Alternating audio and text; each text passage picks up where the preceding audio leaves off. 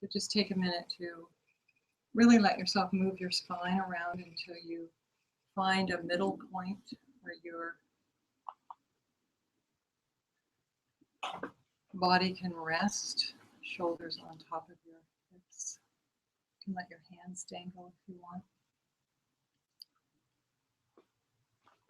Place your hands gently on your thighs.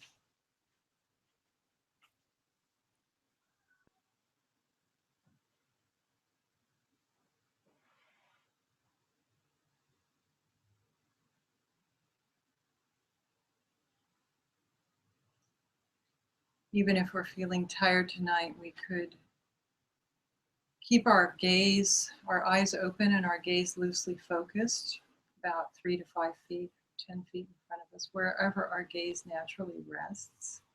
We're not looking at anything. We can kind of see the whole room.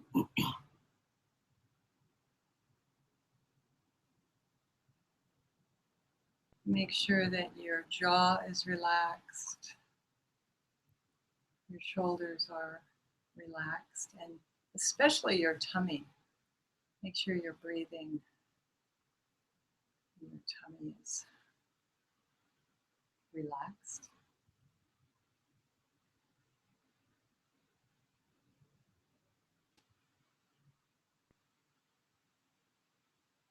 And just feel into this natural upright awake posture, not straining.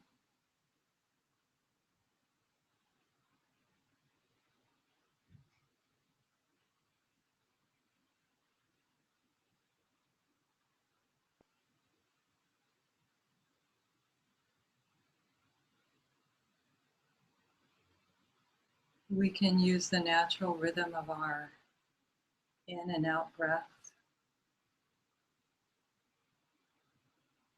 as an anchor to the present moment. Breathing naturally, not forcing the breath, just being the breath, feeling the breath.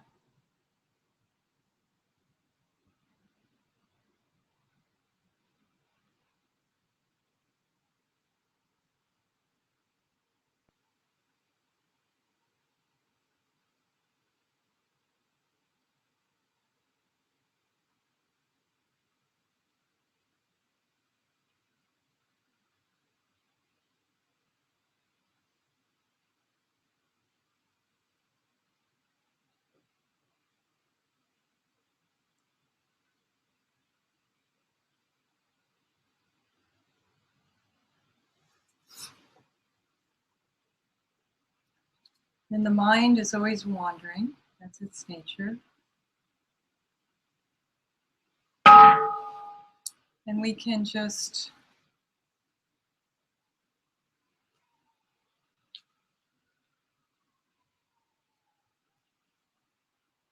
not follow and be chattering away and not follow. But if you do follow, just notice that and gently bring yourself back to the breathing.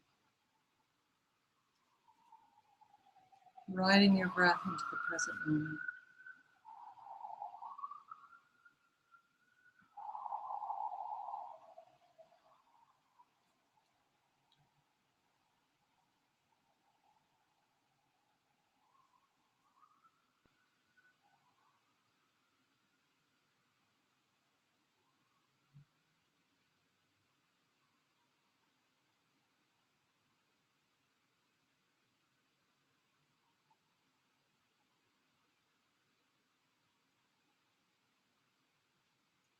And the main intention is to arrive here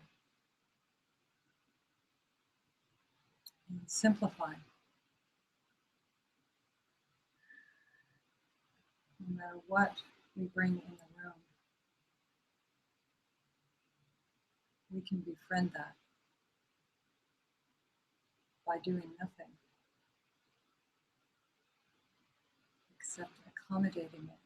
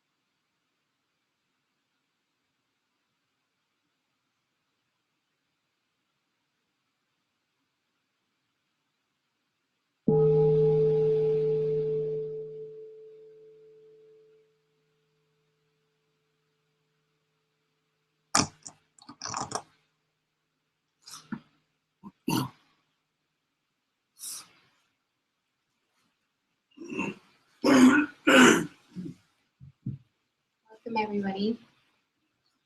My name is Lisa, and I'm the coordinator of this class on Yeshe Tsogyal, transmuting confusion into wisdom. It's my honor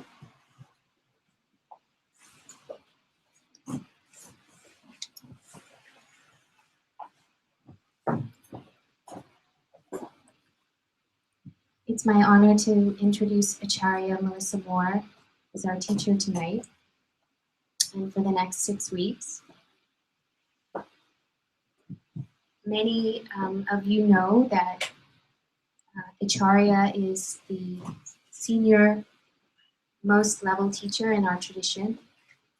She's a long-time student of Tsogyal Yeshe and now the Tsogyal. We may also know of her background in contemplative psychology and developing the Karuna program in Europe, and now helping to lead it here in the States for many years.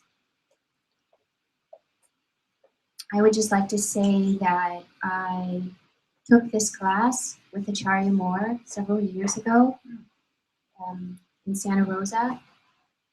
I'm a mother with young children, and somehow I made it work driving to the class.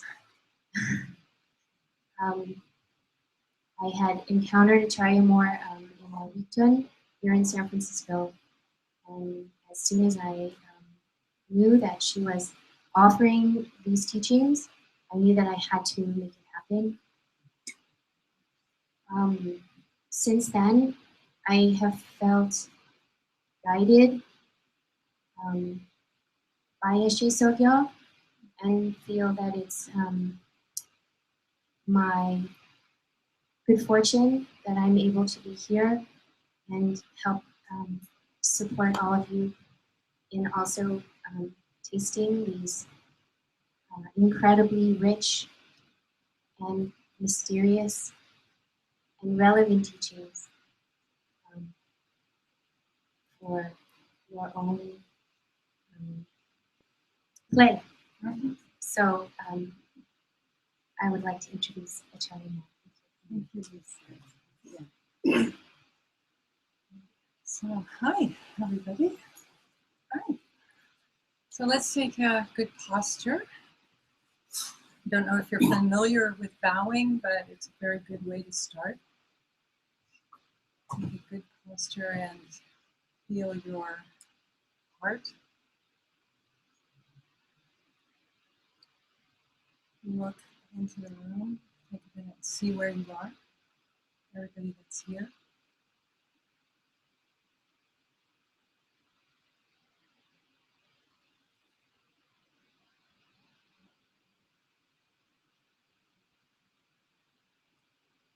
And then we offer the best of our humanness to each other by bowing our heads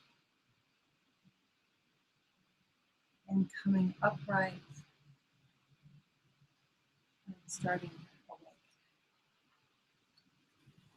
awake. So this is my life. I seem to be sitting in front of myself constantly on cameras every day. Some kind of karma. This is an experiment. I don't even know, is anyone here?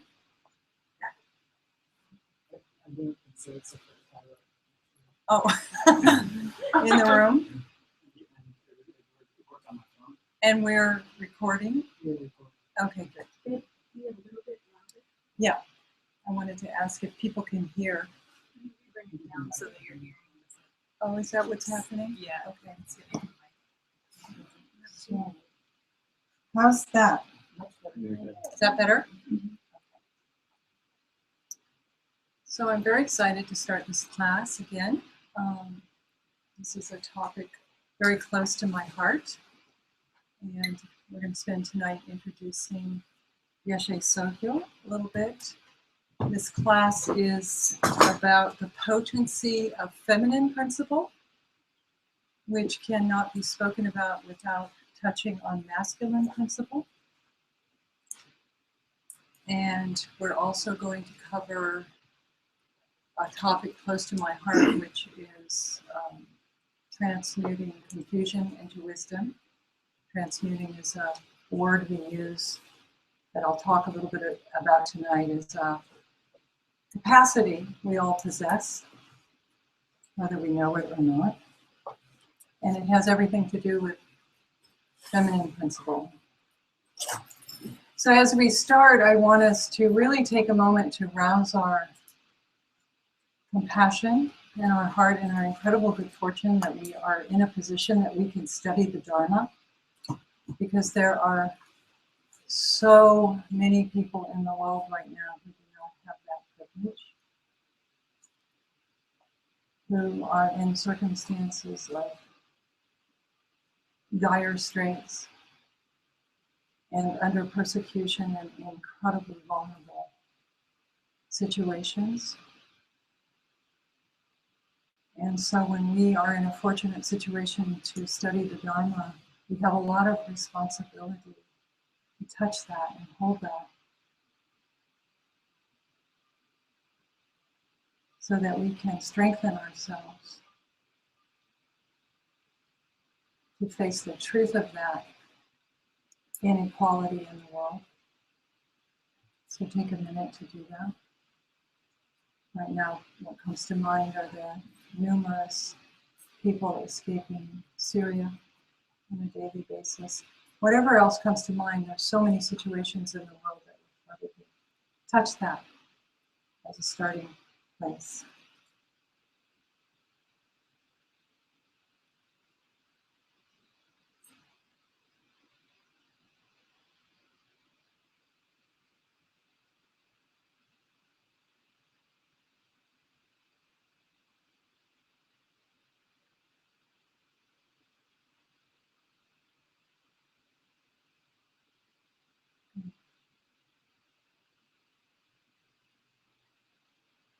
So this is a topic, once more a topic that I've been fortunate enough to teach on because I need to learn so much about it. And how I came to feminine principle as a personal topic was in 1994. My then husband was promoted to the director of Shambhala Europe. We were going there, and that was a reversal of roles because I had always been the kind of driver of our. I was the masculine principle, basically, in the relationship.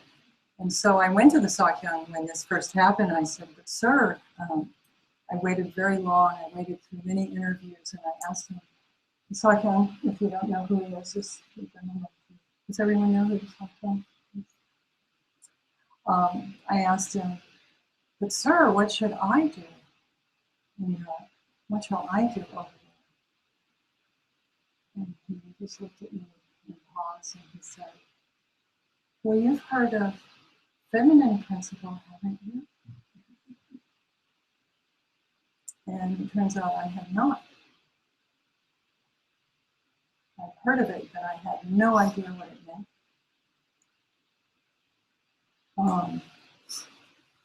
And I can say that my lack of understanding has really contributed to a lot of confusion in my relationships and misunderstandings of what it means to be in a relationship. And so I took feminine principle as a course of study personally, and studied it for many years and read as much as I could find on it. And in 2009, I was on a retreat, and I took this book, The Lady of the Lotus Born, which is a retranslation of Yeshe Tsogyal's life story by the Padmakara translation group.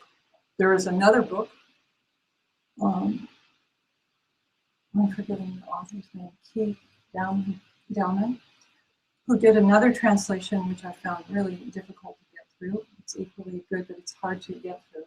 But this one was so accessible and beautifully written with all these songs of realization. And in the middle of the retreat, I read one particular song of realization that made me weep for 3 days. Just brought me to my knees. And shortly after that, I had the chance to speak to Tsogyal and asked his permission if I could develop a class about that song of realization. He said I could. He gave me permission to develop this class. It was a very Buddhistic class. We're going to talk about a lot of Vajrayana principles from a Mahayana perspective, if you know what that means. We're going to be unpacking a lot of Buddhist terminology.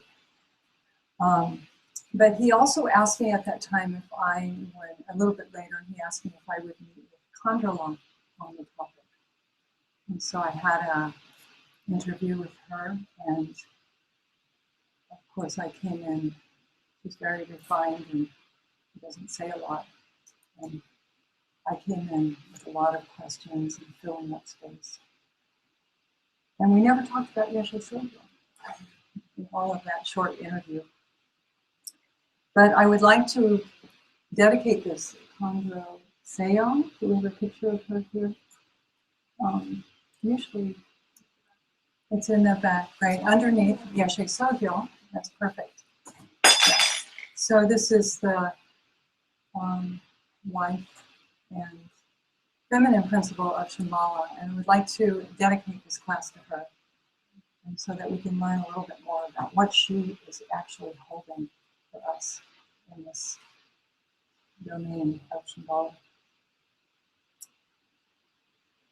So the phrase, have we handed out the thing? So we're going to pass out the phrase. I'll tell you about it as we're handing it out, so you can read along with me.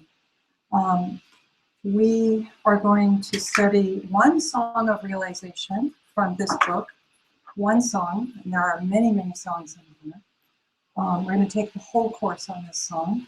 This is a story of Yeshe Tsogyal, who was the consort of Padmasambhava, who was the first Buddhist saint to bring Buddhism, and was the Buddhist teacher who brought Buddhism to Tibet.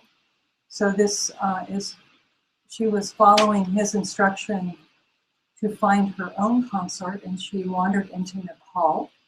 And on her way, she encountered 7 robbers who wanted her gold, and as the text says, pursued her like hounds after deer. This is a very famous story where Yeshe Tsogyal was beaten. In some versions, she was raped. It's a very famous story about how she met that circumstance in a very non-conventional way, which has everything to do with her name. She is the queen of samsara and nirvana. Which means that samsara is birth, old age, sickness, and death, and nirvana is realization. And she was not accepting or rejecting of either state of mind, no matter what. And so she encountered this situation, and she roused her teacher, Guru Padmasambhava, in the moment, and she considered these robbers to be yidams, which are enlightened manifestation of wisdom. She held them like that. This is a very processed person who can do this. She offered herself and all of her possessions on the spot. And she sang this song. So we can read along. Maho, 7 brigands linked to me by karma from the past. The mental states of spite and anger are primal wisdom mirror-like. Wrathful anger fixing on the enemy, from nowhere else does shining clarity arise. Simply watch it. That is Vajrasattva. Do not cling to things as they appear, but let emptiness arise. The home of me, this girl, is joy made manifest. The voidness of pure and peaceful Buddha field, world of Sambhogakaya. I am not attracted to forms and naming of convention. Therefore, if you want the lovely land of me, your mother, I will take you there. 7 robbers linked to me by karma from the past. The mental states of pride and self-conceit are but the primal wisdom of equality. I am first. I want the best for me. From nowhere else comes natural equanimity. Watch this nature. That is Ratnasambhava. Do not cling to voidness. Let phenomena arise. My Father is a source that grants me all I need and wish, and all providing wishing jewel is truly my own Father. I am not enthralled by mirages of worldly wealth, and therefore, if you want my Father, I, who am your mother, will bestow him. 7 robbers linked to me by karma from the past. The mental states of lust and hankering are but primal wisdom all perceiving. Wanting to possess and greed for pleasure, from nowhere else comes clear perception. Watch this fresh, unchanging state, for that is Amitabha. Do not be enthralled by clarity, let bliss itself arise. My mother is unbounded light, great bliss beyond all fathoming is she. Unattached am I to tastes of joy or sorrow.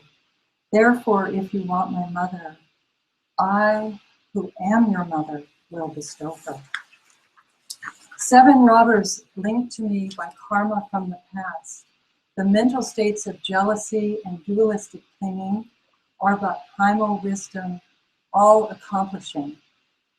Jealous spite and restless, envious self-pity, from nowhere else comes fruitful action. Watch your thoughts. From there, Amoga city lies. Do not cling to subtle states or gross. Allow whatever comes to come. My teacher is achievement of the goal. Completion of activity is my instructor. Unattached am I to every action. Therefore, if you want my teacher, I, who am your mother, will bestow him. 7 robbers linked to me by karma from the past. The mental states of nascience and dullness is primal wisdom, all embracing space. The clouded mind, enwrapped in ignorance, from nowhere else comes constancy and dharma.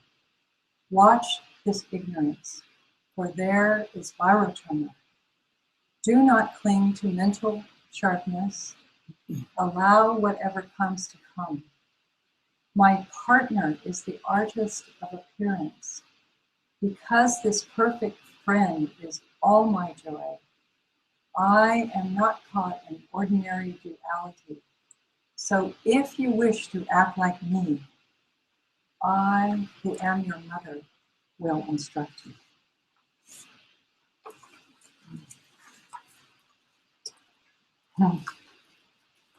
So what happened when she sang this song, and she actually sang it in Tibetan when she was in Nepal, as the story goes. So she wasn't even singing in the language of the thieves, that her voice was so penetrating and her heart so pure that in that moment, those robbers transformed in appearance, and they had irreversible faith in her. And their minds turned from this indulgent samsara of greed and all the klesha activity, all the heavy emotions that this song sings of, and immediately through their devotion, they were instantaneously liberated. And it's said in some versions of the story that they instantly became her teacher, or her students. So This is the content of our class. This is what we're going to tour. And in this book, there are many, many songs of realization. I believe every single one of them could be a class. There's so much to talk about in this one song. So many Buddhist words that you may or may not be familiar with that we can really take time to understand, because this is at the heart of our tradition, Tibetan Buddhism, Nyingma tradition. And you will notice that she says in every phrase, I am your mother, is pointing to the profundity of feminine principle that is represented in this song of realization, feminine principle, and the role of that in the ability to transmute. So transmutation is the act of alchemy, turning lead into gold, turning, just like the best thing that we all know about on an everyday basis is composting, right? Our leftovers we put in a container and it becomes rich, beautiful soil for what's next. Nothing should be discarded. And that is the most important principle of transmutation. And at the very heart of Vajrayana Buddhism is that these energies that trouble us, that plague us, that we want to get rid of it, that we go to therapists about to work through, these energies are our wealth. These energies become our forces and the path by which we can awaken our wisdom mind, which is already inside of us. And so I don't expect you to believe me. We're very confused about this in conventional society. Also, yeah? So we are also extremely confused about feminine principle. The minute we bring up masculine and feminine principle, we find ourselves smack dab in the domain of gender politics. That's where we get really confused. And when we talk about masculine and feminine principle, we are absolutely talking about divine principles with which we all possess. It's easy to get lost in gender politics because there's so much ugliness in the world about that right now, and always probably. But what we're talking about are qualities, and we're going to look at this very deeply through this class, of gentleness and fearlessness. Gentleness is feminine principle, fearlessness is masculine principle, or space and action, or wisdom and skillful means, or chaos and order, or the sun, its feminine principle, and the moon, its reflection. Or in Shambhala, for those of you that know this terminology, the great eastern sun is feminine principle, and creating enlightened society, which is our mission, is masculine principle. FYI. So this is at the heart of Shambhala Dharma. It's really critical. All the teachings point to this wherever we are. And one thing, a quote from Trungpa Rinpoche is that realization does not belong to either sex. So really remember that. Because Yeshe Tsogyal was amazing because she manifested 8th century Tibet and she became a full-fledged Buddha. And that's very rare in that time, as it is in this time. She had a lot of tenacity. But she did that through the realization of feminine principle, and all Buddhas that manifest, male or female, recognize their wisdom through feminine principle. I who am your mother will bestow you. So what I'm getting at in this class, what I'm looking for from us is if you're willing, is really a study class. I want us to take this book and study it. I also want us to, I've paired it with, Transcending Madness, the second teaching on the Bardo series, because that talks about extreme states of mind and realms, and Bardos, which mean in-between states. This not knowing space that we can touch, which has everything to do with feminine principle and transmuting confusion into wisdom. So, I'm trying to invite those that haven't taken the time to read Trump Rinpoche into that depth of wisdom.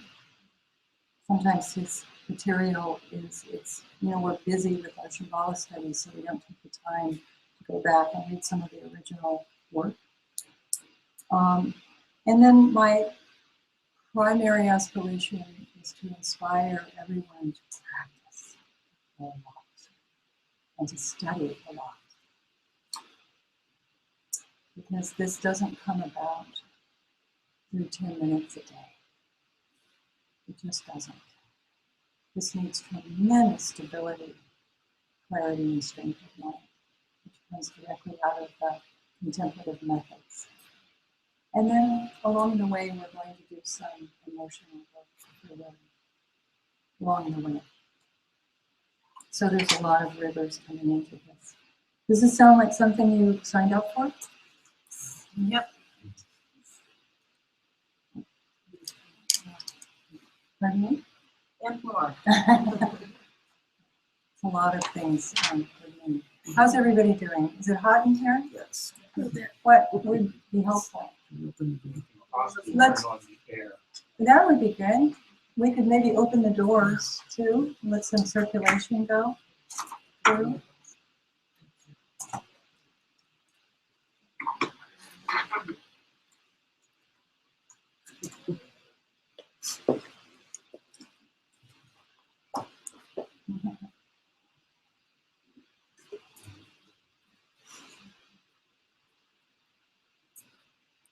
So has everybody bought the book?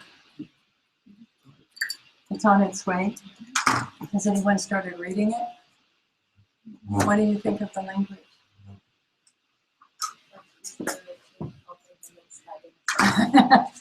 Right. Doctor. Yeah, I'd say it's readable. I'll also say that she holds itself to a high standard. You think?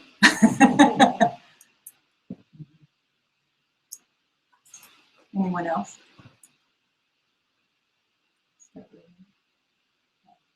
I've read the book a few times, and I always find new things in it, so it's very, very rich.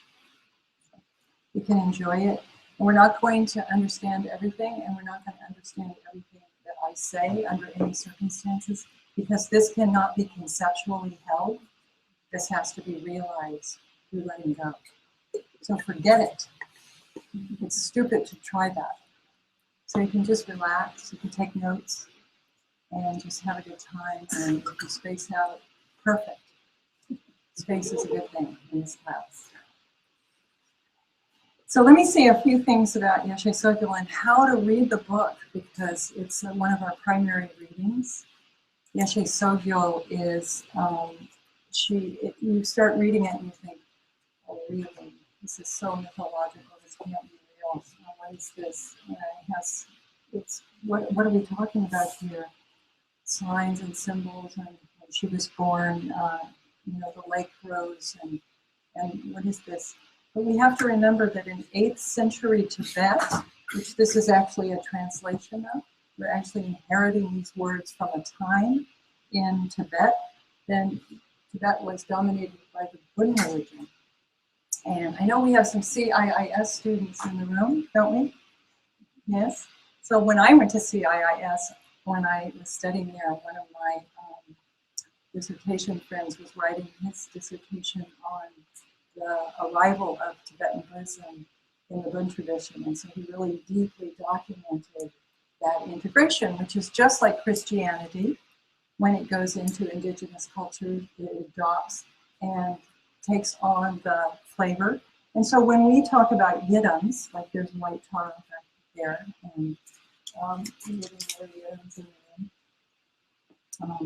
where we have a protector. When we take on these kind of wrathful or peaceful manifestations of wisdom, those are very much drawing on the tradition of the Bön. So it was a really colorful, profound, magical, ritually enriched, beautiful culture. There's a story of Yeshe, Tsogyal, and Padmasambhava conquering Bön, which was, part of the time. Just like, this is just like any migration of one tradition moving into another, and just trying on the clothes and integrating into what was there. And we are recipients of that. It's amazing. And you don't find anything like Tibetan Buddhism in any other traditions of Buddhism. So we're going to go deep into Vajrayana Buddhism, but we're going to do that from a very middle way view. I'm not necessarily, I am pointing at Vajrayana material here a lot, but I'm not transmitting Vajrayana particularly. Everything that I'm talking about is completely open source. So I wanted to keep this course open to whet your appetite, to make you very curious about going further. But in 8th century Tibet, this was a time of kings and heroes and magic and magical.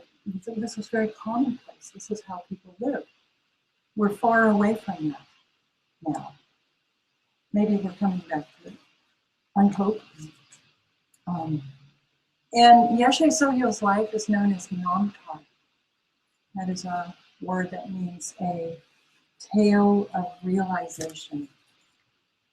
And I think it's important to say that Trungpa Rinpoche, when he taught on feminine principle, there's one instruction that he gave. He gave a seminar called Avam. It's actually it's available now in Glimpses of Space, right? Huh? Glimpses of Space. And it's fairly incomprehensible.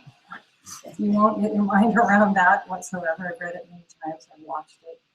The one thing he says is that to understand feminine principle, you have to take off your roof. Take off your roof. Now, what does that mean to you? That was the instruction. He doesn't elaborate. What does it mean? Yeah. Let go of everything and just let it all fly into space. Yeah. So all the conceptual groundings and roots just exploded. But we still remain awake and present. Right? Stay with experience. Right, stay with experience. I think that's what it means. It's not like he gives any more quick instruction on it. But I think it's a good one to remember that you might find yourself reading the book and you might find yourself choking up on that. I don't know where you get stuck, but that's the moment to take off your book. That's the opportunity. So one of the things I want to talk about, and is very clear when you start reading, is that Yeshe Tsogyal and Guru Padmasambhava are one thing. They, in fact, he knew to accomplish his Buddha activity, he had to have feminine principle to bring Buddhism to Tibet. He needed that. So he called Yeshe Tsogyal into form by supplicating Saraswati, who was the goddess of knowledge, music, art, and science, which is interesting. And he basically called her into form. So, she arrived with enormous merit in a human body as a princess. And the thing we have to grapple with first in the first story is this whole notion of rebirth. So you might be someone who says, I really, and there's a lot of people who really like Buddhism, it's very practical, it's really great. And it's just this thing except for rebirth or reincarnation. I don't know, is there anyone like that here? No. Great. Thank you for your honesty, because it's a hard one, and but we have to remember that that notion was common view in 8th century Tibet, and it is not common view now, right? The thing that sold me on rebirth, or not sold me, but invited me in further, was when I was a student at Naropa. I took a course on death and dying, and Judy Lee said, well, the whole point of Buddhism is to be conscious at your death. There's no other purpose, because it'll determine where you arrive next. And I was 24 at that time, and I thought, I don't want to think about that. That's not what I want to think about. But as she taught this class on the Tibetan Book of the Dead, the main point was that in Tibetan Buddhism, we have this understanding that you choose your parents, that you choose your parents. And I thought immediately, wow, did I ever make call the wrong number? It's like, whoa, you mean I'm responsible for that?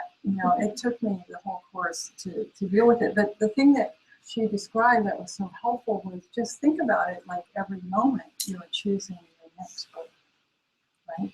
This moment, and how we arrive in this moment, and everything that we are in this moment is the sum total of everything we chose right before. And everything that we're going to be in the next moment is the sum total of what we choose to do right now. Does that make sense? So we're constantly choosing our birth moment to moment. And if you have trouble with rebirth, you can just contemplate that every moment as a birth, and just see if it's true. Or are we being dictated like puppets in the sky? What's driving that? It's about how awake we are in this moment. So Yeshe Tsogyal came in as a human being, and it's important to understand that we're not talking about non-humans. We're talking about people like you and me, human with bodies, and all that comes with having a body. In this case, she had a lot of merit and a lot of blessing behind her. And her whole story is one of perseverance. What did you say? High standard, but you're absolutely right. She's going. She doesn't stop, and she came in with that intention to realize the nature of her life, to be wakeful and beneficial to others. That's all she wanted to do. So most of us are just still deciding if we want to do that or not. Do we really want to, dedicate ourselves in that way? But she came with that strong intention. So she was born, and at 1 month old, she formed into an 8-year-old. It's said. Now that's a callback to Padmasambhava, who was born as an 8-year-old boy out of the lotus. So, this is the inseparability again. It's always harking back to her union with Padmasambhava from the beginning. And it's said that her beauty was so renowned as an 8-year-old girl that her fame spread all through Nepal and China, Mongolia, and India, that there were just people that were clamoring to see this incredible, beautiful being. And in this time, and still today, in Buddhism, the notion of beauty is always tied closely with devotion. So this is interesting because as women particularly, but I think men as well, this whole notion of beauty and what we project as beautiful has to be dealt with. I don't know if any of you saw did any of you see on Facebook, my new friend, this video of Dustin Hoffman talking about his role in Tutsi. So he did a very short clip, and it's really worth Googling. And he talks about that movie, which was a comedy, where he actually was asked by the producers to, originally when the idea came that he should become a woman, so they took him into the makeup and they made him up as a woman. They spent, like high-end makeup artists, and they turned him into a woman. And he looked at himself on film and he went back to the makeup artist and he said, "Is that as good as you can do?" And they said, "Yes, that's it." And he tells a story on Facebook in this clip that he began crying because he realized that he wasn't the woman of beauty he wanted to be. And he realized that he had actually spent his life choosing to accept or reject women based on their beauty. And so that movie for him was not a comedy. He said that movie was heartbreaking because he realized how many women who was so interesting to know he had rejected. So I just brought that in because of this whole notion of beauty. I'm just saying that every piece of this leaves us for contemplation. Yeshe Tsogyal's beauty was renowned, which is a mark of her devotion. And she, at the age of 16 or 15, was to be married. And her father asked her, which of the suitors. In fact, he went to her, which is very rare, and asked her who she wanted to marry because there were so many suitors, and he couldn't decide because in those days you married off and you gained a kingdom, right? And it was all about bartering the feminine for more territory. And she said, "I want nothing to do with it. I want to realize the nature of my mind. I want to practice Dharma. I'm only interested in that." And so he couldn't decide, and he said, "You can't do that." So what he did is he armed her with 1,000 mule, I think it was, and sent her off and told the suitors whoever caught her could have her. And then it's this horrendous story of her escaping and being pursued by hundreds of suitors, and she's captured and beaten and flogged and taken into captivity. And then she sings these songs, and all the captors fall asleep because of her beautiful voice. And then she runs away again, and she's naked in the woods, dressing herself in lichen. And then she's eating from the forest floor out of her. And then again, she's captured by 300 men. I mean, just get your mind around this. This is a 16-year-old. I mean, it's painful to read. And then luckily she was married to a king. He was a benevolent king because he educated her. And that particular king actually invited Padmasambhava to his kingdom to teach Dharma because Padmasambhava's reputation was becoming very well known at the time. And he offered Padmasambhava his kingdom and Yeshe Tsogyal for the teachings. And it turns out that Guru Rinpoche would not give the Dharma to this king because he was not a pure vessel, because it said that the Dharma has to arrive in a pure vessel. It is as pure as snow lion's milk, which should be served in gold. So nevertheless, he took Yeshe Tsogyal and ran away. And this all happened before she was 16. So I'm just bringing this up because there's teaching in every line. And the transmission of this has to do with understanding that to realize the nature of our mind, we will, as human beings, go through hardship. It's not easy to attain realization at all. And that the Dharma cannot be bought. We might think about that because some of us think that Shambhala is so expensive. That's not how it comes. You can go to as many programs as you want. It's the perseverance and the commitment that will bring us and carry us on the path. So the last thing I really want to talk about tonight, and then we can do there's just, I could go on, and I don't want to because I want us to kind of work with the material a little bit. But I want to talk about two more things tonight. One is this, throughout the book, is this notion of consort. Those of you that have the book, have you read it?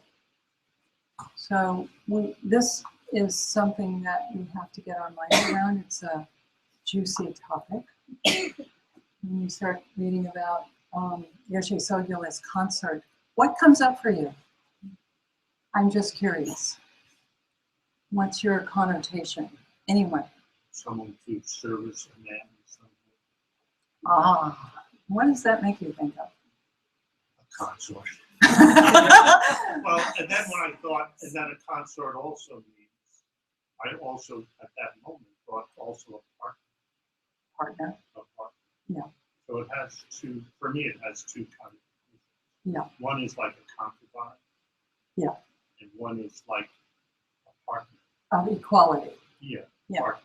So there's all kinds of consorts Yeah. that can manifest. But we do have that, and thank you for bringing it up, that whole notion like, oh, she's just the girlfriend, right? I mean, that can arise, and there can be some kind of discount around that because Or we don't. like a baby mama. It's a word. Have you ever heard that? It's a very big word. Baby mama. Baby mama? Yeah. What is that? It The means mother of your child. Your breeder. Oh, wow. No, I haven't heard that. in the rap world. Oh. That's baby mama. That's one of my babies. Uh-huh. So we're very confused in this time about this topic. Point me. So we have to take off our roof just to come close to this notion of consort.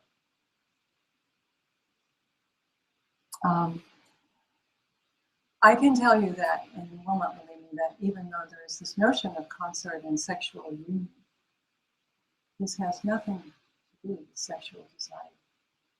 This is transmuted desire into compassion. And it's this notion that Vajrayana uses anything and everything to wake up. Nothing is outside the domain or grist for the mill to wake up. And that's very, very profound, and it's easily misunderstood, extremely misunderstood. And there's a real journey to this, understanding consort. And I can talk about it a little bit, and I hope that we can have discussion around it. There's an outer, inner, and secret aspect to consort. On the one hand, there's this outer consort of this Yeshe Tsogyal, or this man and this woman, who are using any means to realize the nature of their mind. And there is a practice that you will read about, which is called Karma Mudra. I am not teaching about that here. I am not authorized to teach that. And we're not going to talk about that because that's off limits, because it's secret teaching, needs to be held very preciously so that it's not misunderstood. So if anyone comes to you and says, let's practice Tantra, run like hell, unless it's some kind of very protected situation and that you've studied for a very long time and committed yourself with Samaya, which is this Vajrayana oath. Otherwise, it's bullshit. So be very careful about that. I just want to go on record. That's the outer aspect. The secret, or the inner aspect, has to do with this masculine feminine principle that we all possess internally, that we have to combine within ourselves, that gives birth to Prajna Paramita, which is the most advanced, that's the mother of all the Buddhas, the most advanced or realized aspect of wisdom. So that is very much part of our path, and it's very much part of the Tsogyal teachings, that you progress on the teachings, is understanding the masculine feminine principle found by Prajna. And that is something we will be talking about in here. It's very much part of this song of realization. Again, not gender politics, principles, divine principles. And then there's the secret aspect. And the secret aspect has to do with non-dual passion, non-dualistic passion. This is the teachings on the Bardo that we're going to be studying. This Bardo means in between state. So this moment in between time, and it has to do with passion because passion is always going towards something. It is going forward. It is about desire, right? It's very much the human realm. So this non-dual passion would be something like right before you're about to kiss someone. There is this incredibly pregnant moment of anticipation. And we could live there in that non-dual, not this, not that, not one, not two. Or right before a moment you're about to eat a meal and you're really hungry and you have just picked up your fork. There is an open space of non-dual passion that you can enter. Or right before the moment the conductor raises his wand before a symphony, and you're waiting in divine anticipation of something. So we can explore that Bardo, in between states. And that has everything to do with feminine principle and transmutation.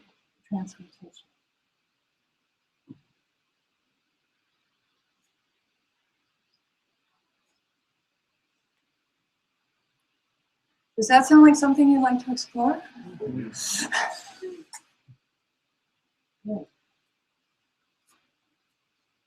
Good. So there's all kinds of other stories. I mean, not only was Yeshe Tsogyal the consort of Padmasambhava, she was instructed to take her own consort. So and that's a very profound story where she goes and she's instructed under oath to find a particular consort, and she has to journey to Nepal, and that's when all this happens. When she gets to Nepal, she finds that her consort is a slave, and the slave is a very expensive slave. They realize that she wants this slave, so they raise the price. So she goes and she finds a situation where she can offer her powers, her city, and she finds a family whose son has died, and they're very much in grief. So she takes her finger and places it on the heart of the dead son, and she places spit on his lips, and the son comes back to life. And then the family pays her lots of money, and with that money, she brings that and buys her slave, Constant, and liberates him. So, like, that has deep dharmic understanding behind it, and it has to do with city.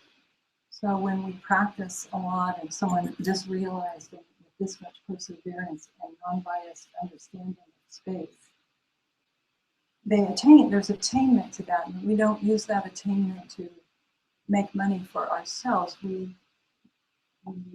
use that attainment to fulfill our vows and our oath to realize the nature of our mind to be beneficial to others only. There would be no other reason to manifest that kind of realization. So there's just deep, I'm just telling you this so that you can understand that there's deep meaning to every story. And so we have to think about it. Although I'm not going to cover every story, that would take, till the end of time.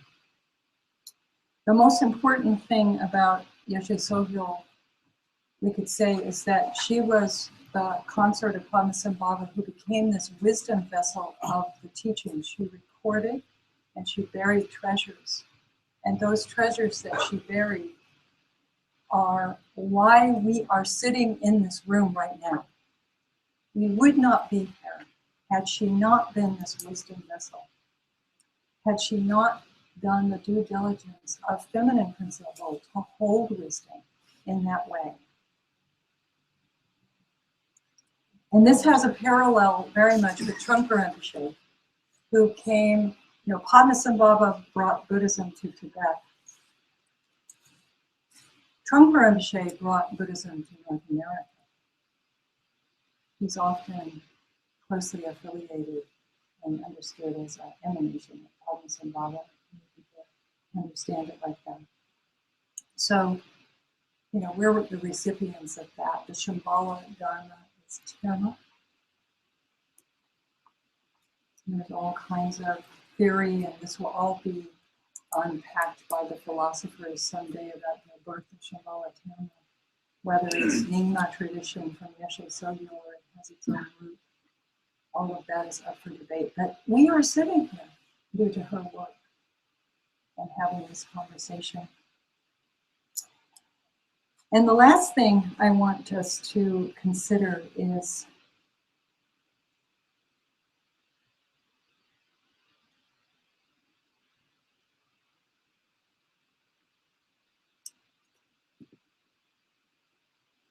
the power of transmutation. It's not like magic, even though true transmutation happens on the spot. The capacity to meet our emotions as they are and transmute them into awake wisdom is what we're studying.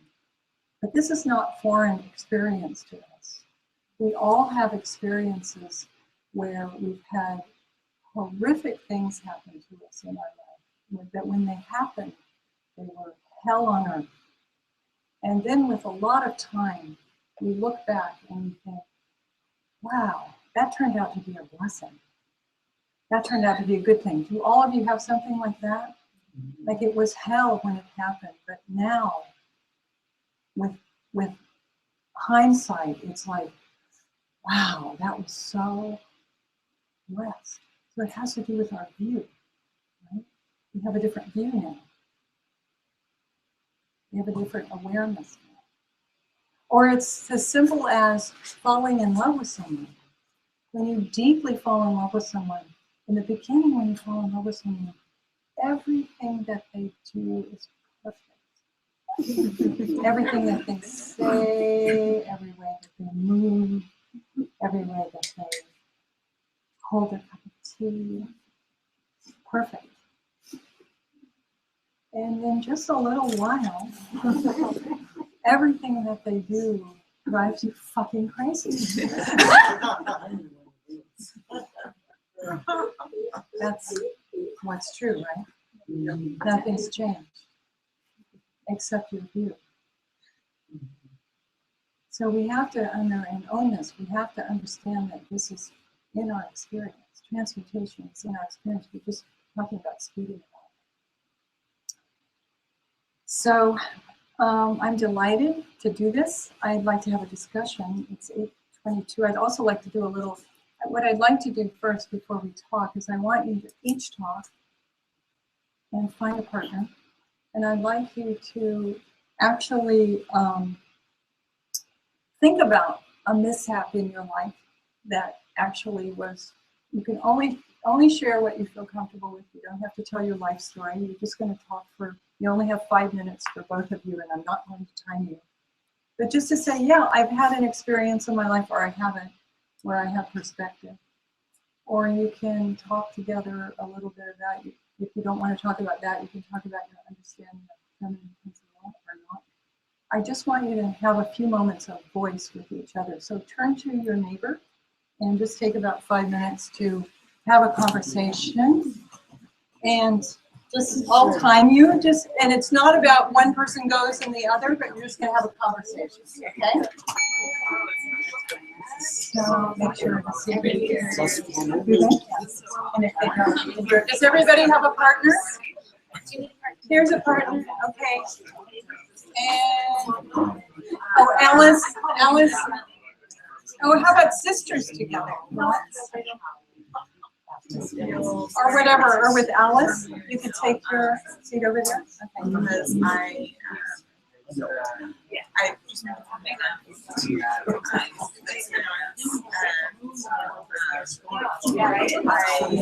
went to America, and when I during the second last semester, I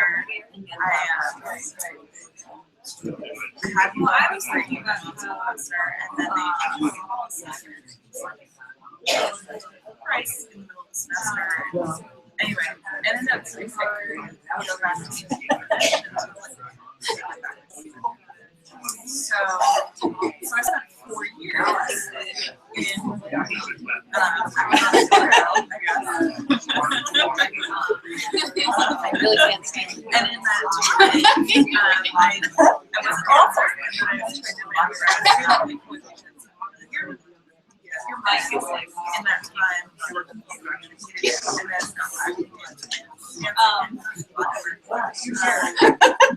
giggling, so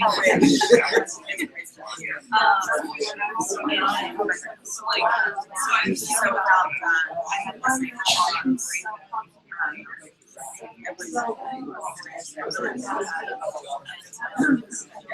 between getting perspective and,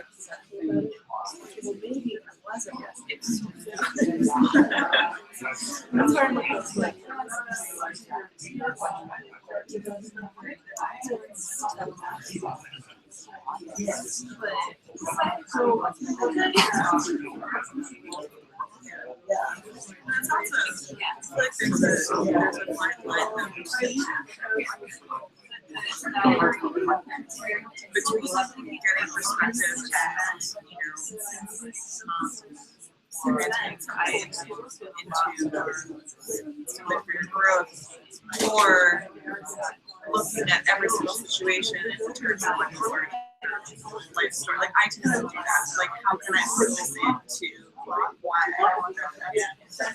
Or some sort of like concept or anyway, I don't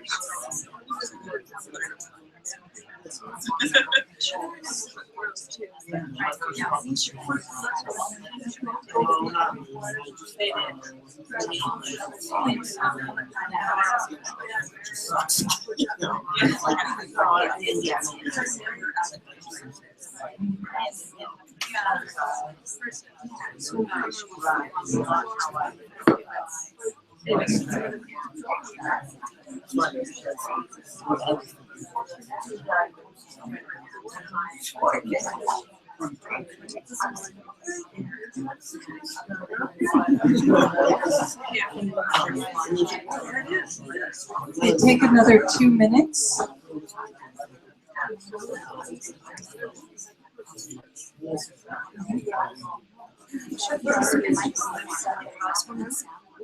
Are these the ones?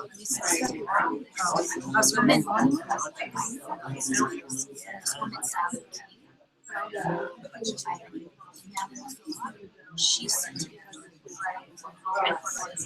I wonder if they're missing this one.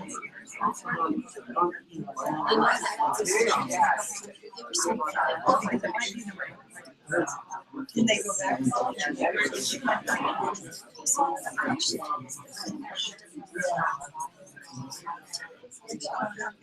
Yeah, I don't know. My partner's lost my spouse. I was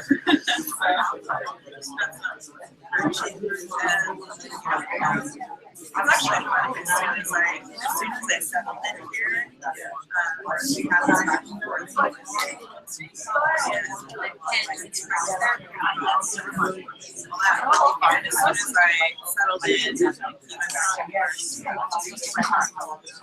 I was like, that's really like, so obvious. And it wasn't about this individual, it was so clear, like, I would really enjoy my time here. That's really gonna open me up to my life.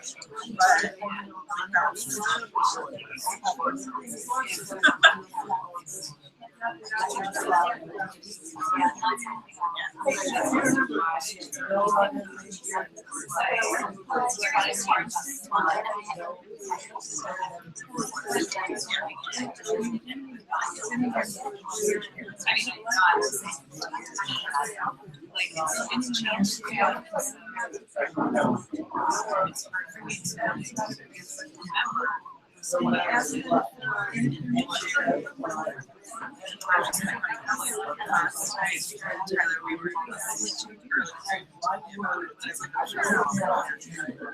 Okay, so just bring your conversations to a close. Thank your partners.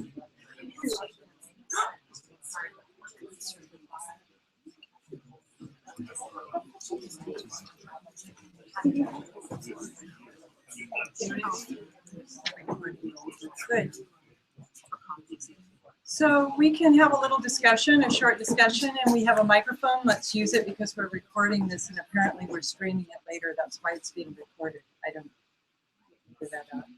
So does anyone have any thoughts or comments or questions about what we're doing or this topic?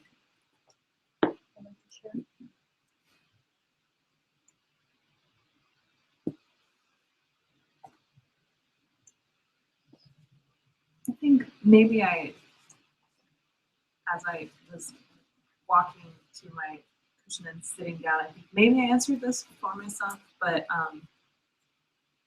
when you're talking about masculine, feminine, gentleness, fearlessness, that's, I was like, wow, that's a lot of dualities. And I just started to feel uncomfortable with that. It seems so neat and tidy and black and white. And it feels like it leaves little room for gradation and flexibility. And then I was like, well, yeah, and in Buddhism, like there's room for duality and non-duality. So, but that's a duality too. But that's kind of where, like, what I was thinking about eventually was like, well, yeah, maybe that's sort of the answer is that's just one piece of what we're talking about. That's a really, really good and excellent question. I think if we take, for example, chaos and order, it is duality, and masculine and feminine principle shows up as duality as well, right? We perceive it as that. Oh, you're a woman. We do that, right? Mind is always, oh, that's you, and this is me. We're living in the relative, and we're constantly tripped up on duality. And if you take the sun and the moon, the inseparability of those, that phenomenon, or chaos and order. There's no line where chaos ends and order begins. But so that's I think that's what I was like getting caught on, was like, aren't we in talking this way, aren't we reinforcing that trap? That's a very good question. What's your experience? Yes. Just by making the delineation? It's because my mind is so habituated to thinking, like, to kind of compartmentalizing one and one that way. I need to apply more wakefulness when in this context. Yeah, that's really good, and that's great that you noticed that, and that's perfect that you noticed that. But in each of these examples, we're talking about the union of those things, the union of those things together.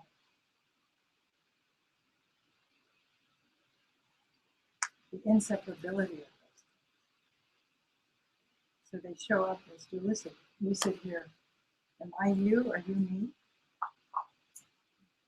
Habitually, yes.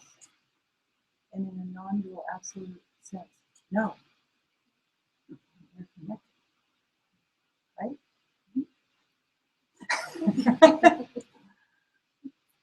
So that's our way. And there's a moment in between where we don't know. That's the goal. Perfect. Perfect question. Thank you. I can count on you to ask the perfect question. Oh, there's no pressure. Okay.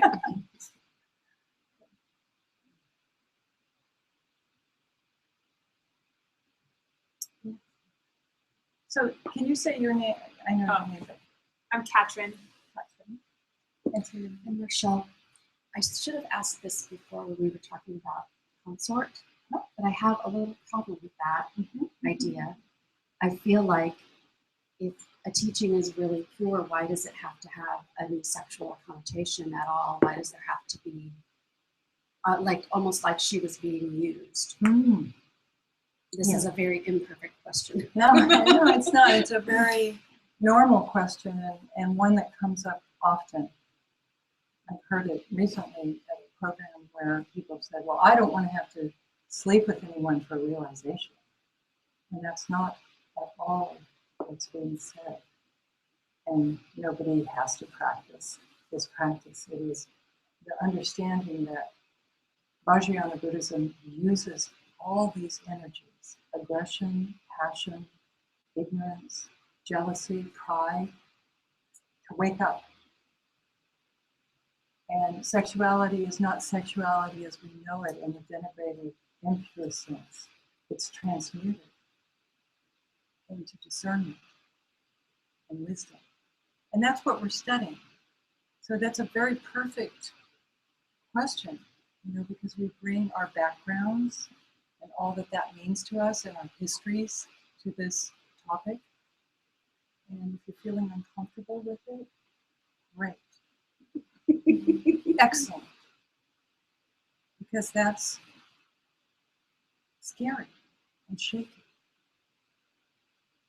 And then I'm asking you to enter into the contemplation and take off your book.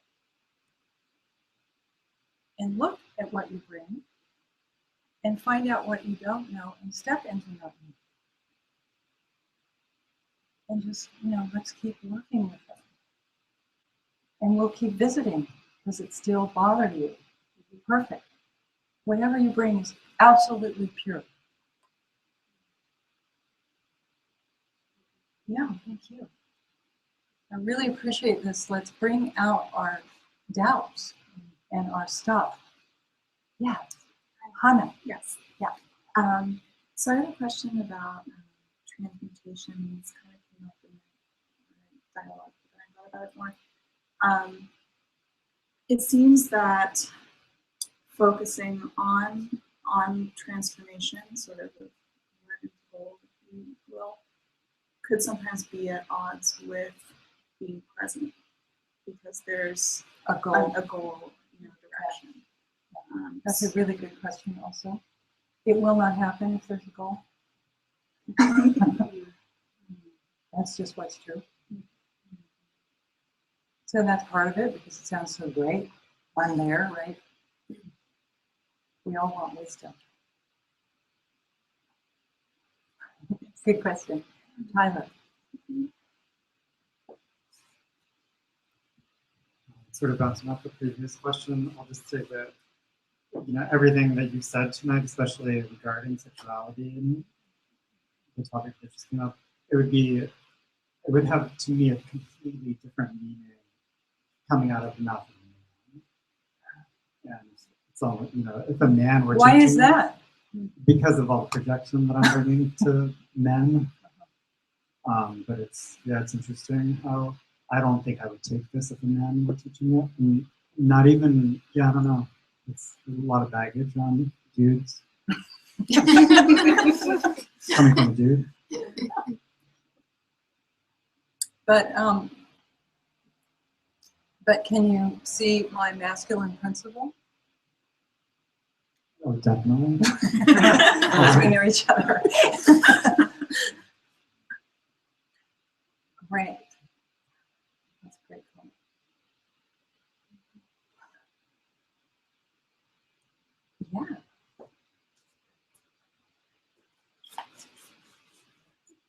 Yeah. So, is it on? So just starting to talk about masculine and feminine principle, I've got my hackles up. I've got my, I'm waiting with flamethrowers to get, like, where's the gender fuck up here? The gender politics fuck up here. Right? Good. So agitated about it. And also, like, it feels like I have like a kind of wildfire going through my mind. What Like is a the roof is off. What is a plasma wildfire? Can you tell people, because people don't know what that language is? Oh, it's a sense. It's one of the Buddha families, and it's the sense of like change coming through in this like shockingly thorough, destructive quality that I'm aware of. Like stuff grows after a fire, but wow, why it's going on? It's like what is this? So. I'm so happy with you. Okay. One other little thing I want to say that kind of, like when people talk about yang and masculine and feminine, inseparability in each human being, and I'm looking at society right now, especially here in the West, and I'm seeing like the duality of gender. Like there's a fire moving through that duality right now. Really? And I really like it. Yeah, with all the transgender and everything that's happening, isn't that fantastic? We just, it's getting, so you just can't lump people into two camps anymore. Fantastic. Isn't that great? In my opinion. Keep burning.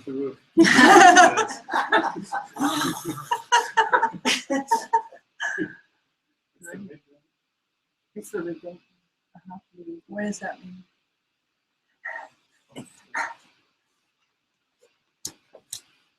So we're going to throw a lot of Buddhist terminology around, and we have to define it because we can't take for granted that we know. It's the figure above the shrine that we have. That's about male and female, among other things, many other things.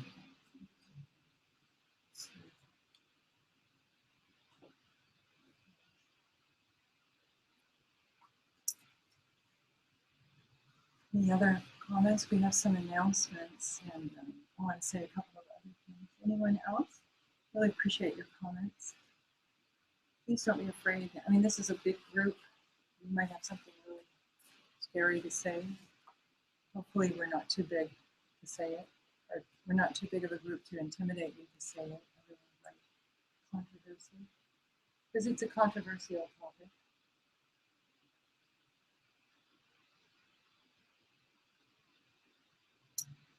So, oh, I'm sorry, Lisa. Right.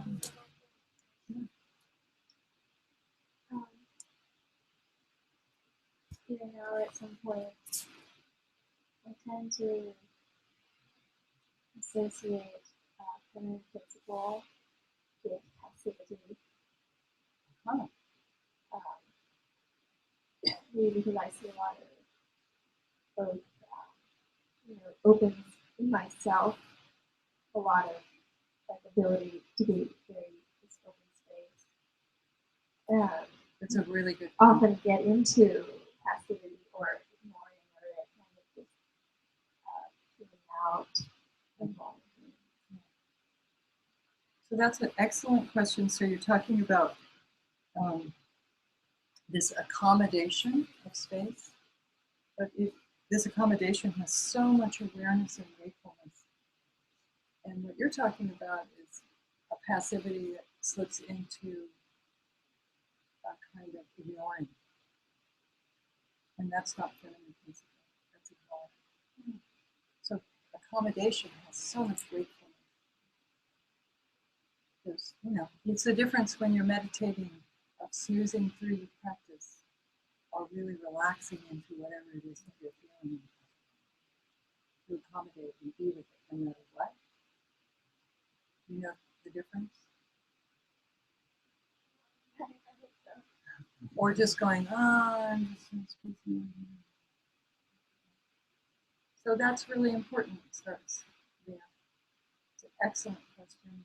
One to take personally. Do you understand what I'm saying? I think that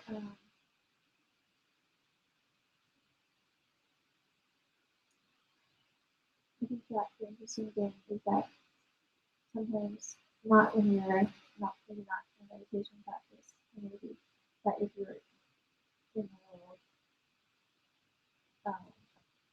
that awareness leads to an awareness that some action is necessary. It's like That's right. That's right. And then that action needs to be accomplished. That's right. I always have trouble with That's right. Good that you know that. Congratulations. Right.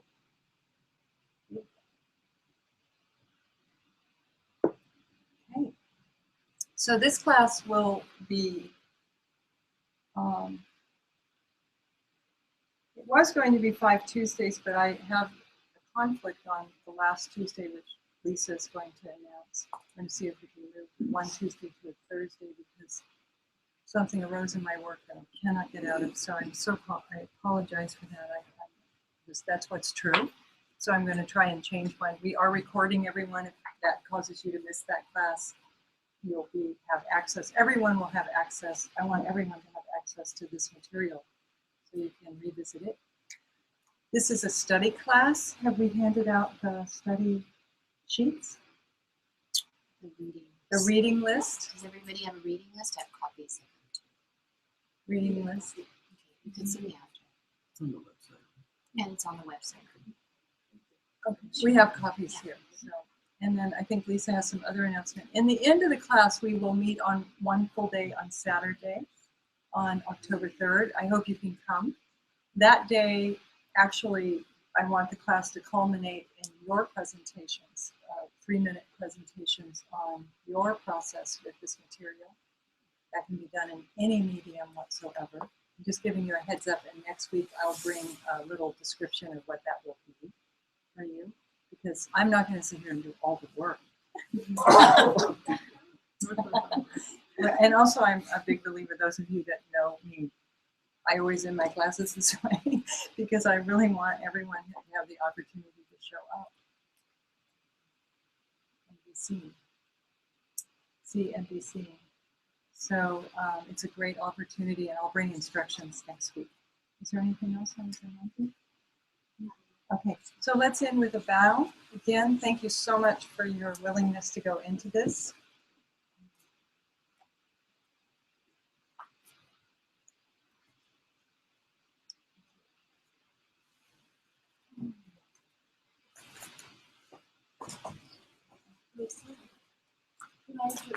Yeah, after the, yeah. Well, it's applies to everyone.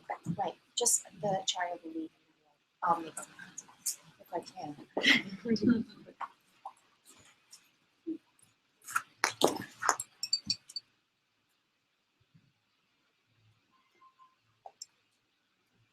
Thank you, everybody.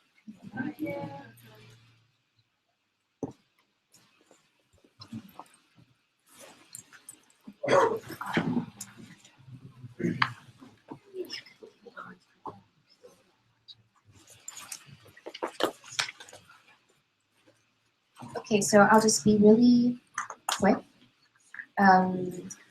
So please check your calendars and see if you can come instead of Tuesday, September 29th, you can come on Thursday, October 1st. class to teach, but okay. So try, and then, like we said, you can always watch the class. on YouTube. Yes. At the same time. Same time. Yeah. And then I wanted to know, did everyone here register? I just want to make sure I have everybody's email. Everybody registered? So, okay. And then books, is everyone finding the books okay? Okay. I think I just want to confirm that I read on an email that you sent that aside from this book, Transcending Madness, and the Bikini book, that all the other readings will be available as a PDF? Yes, except for the one from the Tsogyal's book, the Shambhala Principle. That one, and then we can't make it. Yeah, we can't make it. Oh, does anybody have a copy of that book and they've read it already and they might be willing to share with somebody? So maybe you could talk to somebody. And where are those PDFs available?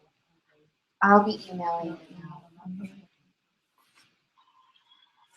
And then my last question is, I could use a little staff setting up before. So if anybody is interested and maybe to do some sort of work study, if you want to come and see me, I'd really appreciate it. That's all. Thank you. Thanks for sharing. Would you like help putting the room back together? Yes. Let's do that. Let's do that.